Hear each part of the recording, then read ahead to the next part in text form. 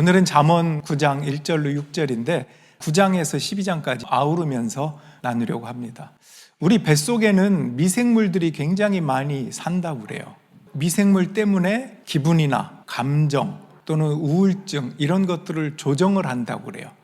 이 장을 제2의 뇌라고 부르기도 합니다. 내가 먹는 것이 곧 나다 이런 말이 유행으로 번질 만큼 무엇을 먹느냐, 또 나아가서 내 영혼은 무엇을 먹고 있는가, 이런 관점에서 우리가 잠언을 나누면 좋을 것 같습니다. 오늘 잠언 9장에는 두 개의 식탁이 등장합니다. 하나는 지혜의 식탁, 또 하나는 어리석음의 식탁, 이 두 가지입니다. 지혜의 식탁, 화려한 조미료는 없어요. 그렇지만 생명을 주는 식탁입니다. 어리석은 식탁은 입에 넣는 순간 탁 도파민이 터집니다. 그런데 어두움의 멸망으로 이끄는 식탁입니다. 먼저 지혜의 식탁을 보면 여기에 나오는 음식들이 몇 가지 있어요. 식감이 어떤지, 익힘 정도가 어느 정도인지, 또 킥이 있다면 어떤 킥이 있나 한번 보세요. 잠언 9장 1절 6절, 지혜가 7 기둥을 깎아 세워서 제 집을 짓고 짐승을 잡고 포도주를 잘 빚어서 잔치상을 차린 다음에 시녀들을 보내어 성읍 높은 곳에서 외치게 하였다. 어수룩한 사람은 누구나 이리로 발길을 돌려라. 지각이 모자라는 사람도 초청하라고 하였다. 와서 내가 차린 음식을 먹고 내가 잘 빚은 포도주를 마셔라. 어수룩한 길을 내버리고 생명을 얻어라. 명철의 길을 따라가거라 하였다. 자, 이 식탁에 킥이 있어요. 수고와 희생입니다. 한번 잘 보세요. 지혜가 7 기둥을 세울 만큼의 웅장한 집을 일단을 졌어요. 그리고 나서 짐승을 잡고 요리를 하고 포도주를 빚습니다. 아주 정성껏 차린 식탁이라는 것을 알 수 있습니다. 반면에 어리석은 식탁에 대해서 또 나옵니다. 잠언 9장 13절 17절, 어리석은 여자는 수다스럽다. 지각이 없으니 아는 것이 아무것도 없다. 그러한 여자는 자기 집 문 앞에 앉거나 마을 높은 곳에 앉아서 제 갈 길만 바쁘게 가는 사람에게 어수룩한 사람은 누구나 이리로 발길을 돌려라 하고 소리친다. 지각이 모자라는 사람에게도 이르기를 훔쳐서 마시는 물이 더 달고 몰래 먹는 빵이 더 맛있다 하고 말한다. 자, 여기 보듯이 어리석은 식탁은 어떤 수고가 없어요. 집을 짓는 것도 없고요, 요리하는 것도 없고, 뭐 포도주를 빚는다 이런 것도 없어요. 그냥 자리에 앉아가지고 이런 말만 합니다. 훔쳐서 마시는 물이 더 달고 몰래 먹는 빵이 더 맛있다, 이렇게 외친다는 거예요. 경우에 따라서는 지혜로운 말입니다. 어리석음의 식탁도 포장은 잘해요. 근데 결국 나중에 알고 보면 이게 불량식품을 먹으라고 하는 초대였다는 것을 알게 됩니다. 혹시 여러분 주변에 다이어트 하시는 분들이 있나요? 다이어트 할 때 결심하면서 많은 사람들이 냉장고에 붙여놓는 말들이 있대요. 이런 말이 있대요. 먹어봤자 내가 이미 아는 그 맛이다, 이렇게 붙여놓는데요. 야, 내가 아는 맛 뭘 또 새롭다고 먹냐, 참아, 절제해, 그러면서 다이어트를 한다는 얘기죠. 예를 들면 밤에 끓이는 그 라면 냄비 탁 올리고 보글보글하고 김이 모락모락 나고, 벌써 배고프신가요? 뚜껑에다가 또는 그릇에다가 해서 지금 한 입 먹으면 얼마나 맛있는지요. 그 국물, 그 자극적인 맛, 이미 아는 맛이니까 먹지 말자, 이런 문구잖아요. 그러니까 영적 생활도 비슷한 것 같아요. 주일날 오늘처럼 예배를 드려요. 나의 길 오직 그가 아시나니 하고 찬양도 하고 기도도 하고 그렇게 말씀 앞에서 녹아지기도 하고, 그러면 결단을 하게 됩니다. 주님, 내가 이번 주에는 화내지 않겠습니다. 이번 주에는 누구 미워하지 않겠습니다. 이번 주에는 어떤 유혹에도 내가 넘어가지 않겠습니다. 화요일이 되고 수요일이 되고 삶에 지쳐갈수록 기가 막히게 그 아는 맛이 당겨요. 이런 겁니다. 화를 내서 스트레스를 푸는 자극적이고 매콤한 맛, 내 우월감을 채우려고 남을 험담하는 짭짤한 맛, 남 탓하고 원망하고 회피하는 싸구려 단맛, 우울감으로 어둠에 빠지는 야릇한 중독적인 맛이 있거든요. 저도 그랬어요, 사실. 그래서 알고 있어요. 혼자서 우울하게 있을 때 처음에는 괴롭고, 그런데 이게 습관이 되고 반복되면 뭔가 쾌감이 있어요. 그 안에 그냥 거기에 머물러도 되나 싶은 그런, 이상하죠, 뭔가 중독 같은. 그런 어둠에 사로잡혀 있습니다. 이미 우리가 다 아는 맛이다. 왜 우리는 이 맛을 끊어내지 못할까? 미련한 식탁에서 계속 부르고 있거든요.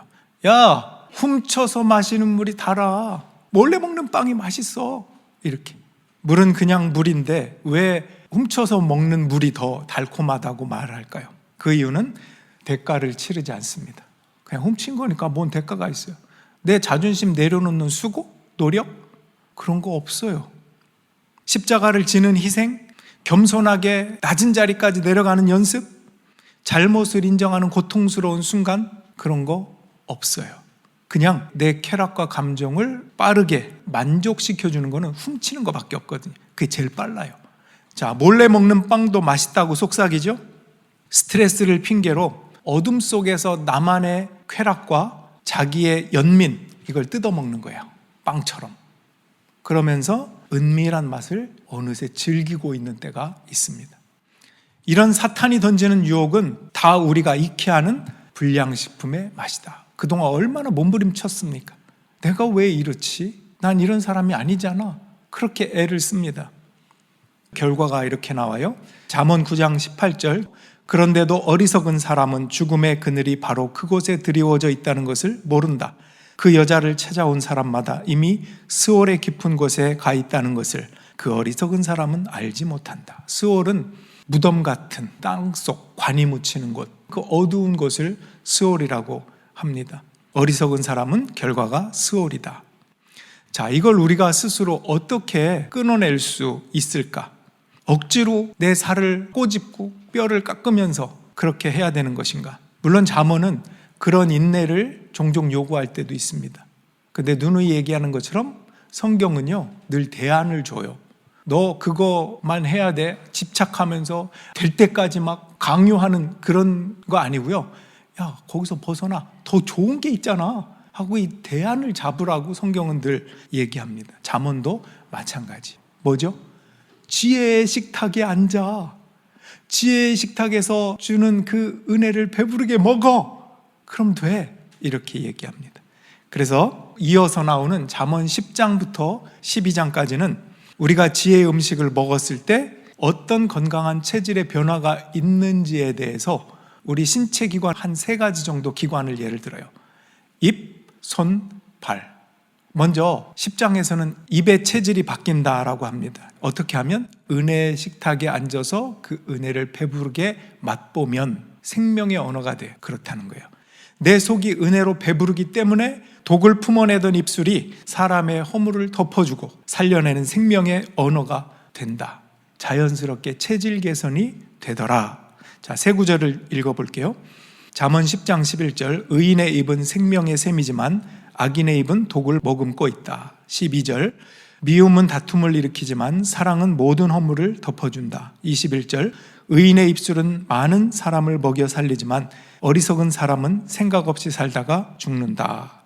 그러니까 건강하게 많은 사람을 먹여 살리는 입이 될 거다. 이런 약속을 하고 있습니다.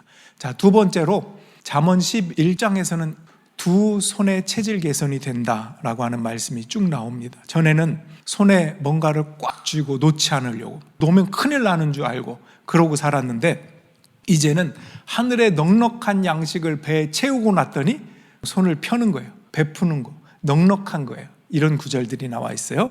잠언 11장 1절. 속이는 저울은 주님께서 미워하셔도 정확한 저울추는 주님께서 기뻐하신다. 24절. 남에게 나누어 주오는데도 더욱 부유해지는 사람이 있는가 하면 마땅히 쓸 것까지 아끼는데도 가난해지는 사람이 있다. 25절. 남에게 베풀기를 좋아하는 사람이 부유해지고 남에게 마실 물을 주면 자신도 갈증을 면한다. 배가 고프면 우리는 세상에서 속이는 저울을 써서라도 내 이익을 취하려고 해요. 그렇지만 내 영혼이 주님으로 든든해지면 정직하게 내 2 손으로 베풀고 넉넉하게 하나님의 은혜가 채워질 때 그 일들이 가능하다. 이렇게 대안을 준다는 거예요. 자, 3번째는 잠언 12장에서 우리가 걸어가는 이 걸음, 2 발, 이 발이 체질 개선된다. 생명의 길로 간다는, 우리 발이 건강한 길로 가게 된다. 잠언 12장 11절. 밭을 가는 사람은 먹을 것이 넉넉하지만 헛된 것을 꿈꾸는 사람은 지각이 없다. 16절, 미련한 사람은 쉽게 화를 내지만 슬기로운 사람은 모욕을 참는다. 28절, 의로운 사람의 길에는 생명이 있지만 미련한 사람의 길은 죽음으로 이끈다. 은혜로 배가 부르면 헛디던 그 발을 돌이킵니다. 그리고 내게 주어진 하루의 밭을 묵묵하게 경작하는 거예요. 어디서 뭐가 뚝딱 떨어지기를 바라지 않고요, 흔들리지 않는 영적인 뚝심, 배심, 맷집도 생기고. 자, 이런 말씀들을 우리의 마음에 심어놓고 전체적인 것 속에서 신약 성경은 어떻게 요약을 해주고 있을까? 요한계시록 3장 20절 말씀을 연관해서 읽어보겠습니다. 보아라, 내가 문 밖에 서서 문을 두드리고 있다. 누구든지 내 음성을 듣고 문을 열면 나는 그에게로 들어가서 그와 함께 먹고 그는 나와 함께 먹을 것이다. 누구 말씀이에요? 예수님이 그렇다는 거예요. 얘들아, 문을 열어주렴. 네가 문을 열면 내가 들어가서 나는 너와 함께 더불어 먹을 수 있어. 얼마나 따뜻하고 함께 먹자 초대하시는 거잖아요. 예수님은 우리를 굶기거나 통제하거나 강요하시는 그런 무서운 감독관이 아닙니다. 그저 수고하고 애쓴 여러분들의 모습을 알고 이리 와라 하고 초대하시는 분입니다. 여러분, 진짜 지능, 우리의 머리, 지혜, 이것은 어떤 무섭게 하는 것으로 발전하지 않고요, 따뜻하고 온화한 관계 속에서 피어납니다. 어린아이가 길에서 놀다가 그 유리 조각을, 날카로운 것을 주었습니다. 근데 엄마가 봤는데 얼마나 위험합니까? 그걸 달라고 주먹을 피려고 하니까 얘는 이게 햇빛에 빛나는 보석으로 하니까 이걸 뺏으려고 하니까 주겠습니까? 안 피려고 더 꽉 쥘수록 더 다치는 거죠. 근데 지혜로운 부모는 어떻게 하냐면 가서, 얘야, 너가 맛있는 거 쿠키 여기 있어, 딱 주면서 받아라. 그러면 이걸 탁 떨어뜨려 놓고 그 다음에 그 쿠키를 받아냅니다. 아이는 그 날카로운 유리를 떨어뜨린다라는 것입니다. 우리를 살리는 하나님의 은혜가 그와 같다는 거예요. 어떤 때는 내 의지만 믿고 있으면 잘못하면 영적인 침체기에 들어갈 수 있어요. 이제 불량식품 그만 먹을 거야. 죄도 짓지 않고 내 힘으로 내 손을 펴보려고 안간 힘을 쓰면 쓸수록 실패하면 자책하고 상처를 더 입게 마련입니다. 또 간혹 성공하는 사람이 있어요. 성공하면 어떻게 될까요? 나는 되는데 너는 왜 안 돼? 자기 교만과 판단에 빠져버려요. 이게 성공해도 실패해도 둘 다 좋은 결과가 안 돼요. 그러니까 우리는 내가 하는 게 아니라 하나님의 초대에 우리의 마음이 열리게 됩니다. 하나님은 우리가 죄의 자리에 앉아서 유리 조각을 쥐고 펴지 못하고 있을 때 조용히 다가와서 그분이 십자가에 찍히신 그 사랑으로 손을 놔라, 문을 열어라, 내가 들어갈게, 식탁을 함께 먹자, 마시자. 그분의 생명 넘치는 깊은 사랑, 그것으로 우리의 마음이 열리게 됩니다. 비로소 꽉 쥐고 있던 그 썩은 빵과 몰래 훔친 물병 툭 떨어뜨리게 된다는 거예요. 성령이 도우시겠다고 하셨고 그것을 약속하신 분이 예수님이, 그 성령을 우리에게 주신 거예요. 우리의 입맛을 완전히 바꿔놓으신다는 것입니다. 세상의 자극적인 쾌락보다 주님의 사랑이 훨씬 더 크고 압도적이기 때문에 우리는 빛으로 오신 그 말씀, 어둠을 물리치시는 그 주님이 나에게 있기 원합니다. 이렇게 간구하면서 나가는 것입니다. 그렇기 때문에 우리는 기도도 조금 달라질 필요가 있어요. 물론 하나님 이것저것 주십시오라는 기도도 좋습니다. 그 기도와 함께 조금 더 나가면 이런 기도할 수 있어요. 하나님, 오늘도 주님의 식탁에서 주님과 함께 교제하기 원합니다. 조금 더 나간 사람은 이렇게 기도하십시오. 오늘도 잘 먹었습니다. 감사합니다. 이런 거 다 기도입니다. 기도는 간구만 있는 게 아니에요. 그분과 교제하는 그 자체가 기도라는 것입니다. 우리의 삶에는 두 식탁의 초대가 늘 있습니다. 여러분이 그동안 얼마나 자녀를 위해 또 서로의 관계를 위해서 애쓰고 수고해 오셨는지 아마 여러분 스스로 아실 거예요. 또 저도 알 것 같습니다. 정말 애써 오셨습니다. 빛 대신 주님을 바라보면서 노크하고 두드리고 계신 그 주님을 모셔드리고 영접해서 주님의 초대에 응답하고 주님 어서 오십시오. 물론 때로는 우리의 인내와 절제와 훈련과 연습으로도 나아가야 되는데 그 모든 훈련과 연습은 빛 대신 주님이 우리 안에 들어오시고 그 식탁의 교제가 있은 후에 함께 해나가는 것입니다. 그 주님이 들어오시지 않았는데 그냥 내 힘으로 역시 나는 내 의지로 뭐든지 해왔으니까 이번에도 잘할 거야. 실패한다고요. 그렇게 하지 마시고 한 주간 동안, 아니 평생 동안 두드리신 주님께 문을 열어드리고, 주님 어서 오십시오. 내가 주님과 함께 거하기 원합니다. 성령님 나를 어루만져 주십시오. 함께 해주십시오. 기도하며 감사하며 또 여러분들의 인간 관계 속에서도 그런 예수님의 마음으로 서로 다가가는 품는 믿음의 사람들, 우리의 입술과 손과 발이 되길 주님의 이름으로 축원합니다.